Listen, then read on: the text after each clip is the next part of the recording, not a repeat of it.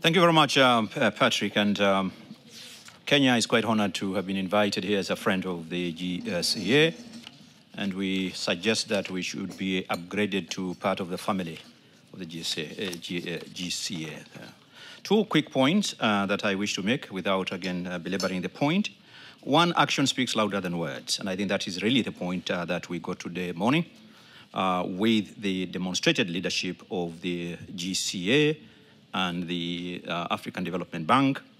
We have the AAP program and the Youth Adaptation Challenge. I think if ever a model is required to be replicated across and in other parts of the globe, the African Development Bank has done so. So there is no longer any excuse for us to talk about a need to have to excuse the delays in operationalizing Article 7 of the Paris Agreement. So that's the first point. The second point that I wish to make is, one, ambition. And we must have ambition both in mitigation and adaptation. But ambition without a means of implementation is really a pipe dream and a bad one at that.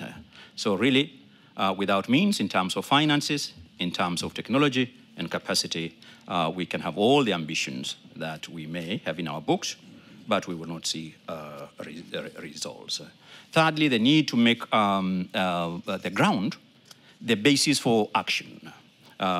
This is what we call a locally led adaptation action, which should be together incorporated with nature-based solution. That is the best way that we can have results, measurable results on the ground. And finally, the last point, climate crisis is actually also a human rights issue.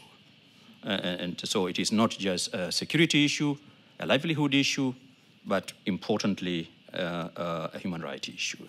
And those who are responsible, who bear the greatest responsibility, and we know them, they know themselves, countries that in aggregate contribute over 85% of their global gases emission.